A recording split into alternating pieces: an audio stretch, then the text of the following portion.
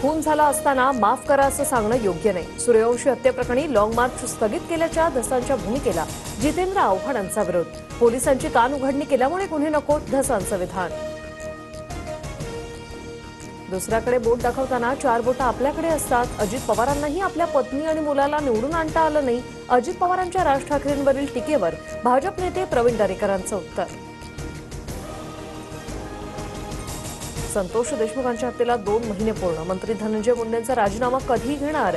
मुंडेंचा कराडला पाठिंबा नसता तर क्रूर हत्या झालीच नसती. दमानी यांचा संताप. संजीवराजे नाईक निंबाळकरांची चौकशी अखेर 5व्या दिवशी संपली. फलटणसह पुण्यातील निवासांनी आयकर विभागाकडून सुरू होती छापेमारी. तपास अधिकाऱ्यांकडून कुठलीही जप्ती नाही, संजीवराजेंची माहिती.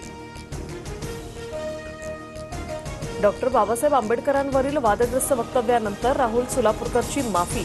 वेदांनुसार आंबेडकर ब्राह्मण ठरतात. सोलापूरकरच्या नव्या दाव्यानं वाद. जालन्यात 21 वर्षीय तरुणाला जिवंत जाळलं. बदनापूर तालुक्याच्या मिहुणा गावातील घटनेनं खळबळ. गावच्या गायरान जमिनीवर मृतदेह आढळला. मृत्यूमागील कारण अस्पष्ट, पोलिसांचा तपास सुरू. नराधमाकडून 17 शाळकरी मुलींचा विनयभंग. नागपूरच्या नंदनवन पोलीस स्टेशन हद्दीतील घटना. शाळेजवळ असलेल्या दुकानाचं शटर दुरुस्त करण्यासाठी आला असताना विद्यार्थिनींसोबत गैरप्रकार. आरोपी रवी लाखे अटकेत.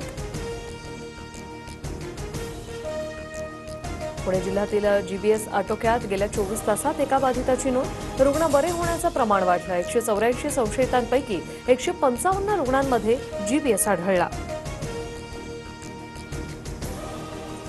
मध्य रेल्वेकडून रोहा यार्डमधील पायाभूत सुविधांसाठी उद्या ब्लॉक. रोहा अप आणि डाऊन मार्गांवर सकाळी 11 वाजेपासून पावणे 4 वाजेपर्यंत ब्लॉक.